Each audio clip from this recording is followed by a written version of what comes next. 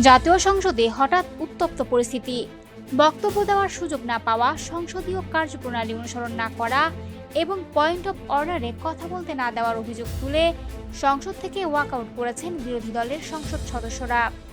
রবিবার ত্রয়োদশ জাতীয় সংসদের বাজেট অধিবেশনের 17তম কার্যদিবসের শেষ দিকে ঘটে এই ঘটনা।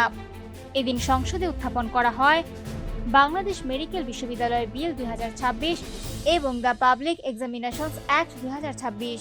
বিল উত্থাপনের পর পয়েন্ট অফ অর্ডারে বক্তব্য দিয়ে বিরোধী দলের সংসদ সদস্য মোহাম্মদ নাজিবুর রহমান অভিযোগ করেন, কার্যপ্রণালী বিধি অনুযায়ী বিলের কপি অন্তত 3 দিন আগে সংসদ সদস্যদের হাতে পৌঁছানোর কথা থাকলেও এমনকি যদি স্পিকার এই সময়সীমা শিথিল করেও থাকেন তবে সে বিষয়ে সংসদকে আনুষ্ঠানিকভাবে জানানো উচিত ছিল বলেও মন্তব্য করেন তিনি।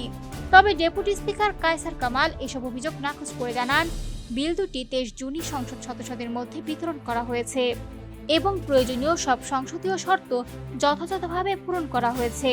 এরপরই প্রতিবাদ হিসেবে ওয়াকআউট করেন বিরোধী জোটের সংসদ সদস্যরা। পরিস্থিতি বিবেচনায় অধিবেশন মুলতবি ঘোষণা করা হয়।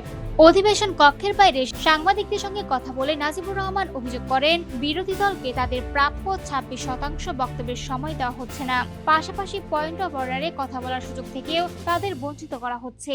তিনি আরো বলেন, সংসদে তাদের বক্তব্যের পরিবর্তে কার্যপ্রণালী বিধির 300 ধারায় বিএনপির মহাসচিব ও স্থানীয় সরকার মন্ত্রী মির্জা ফখরুল ইসলাম আলমগীরকে বক্তব্য দেওয়ার সুযোগ দেওয়া হয়েছে।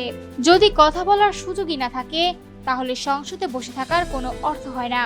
আর এই 3টি কারণে সংসদ থেকে ওয়াকআউট করেছে বিরোধী দল।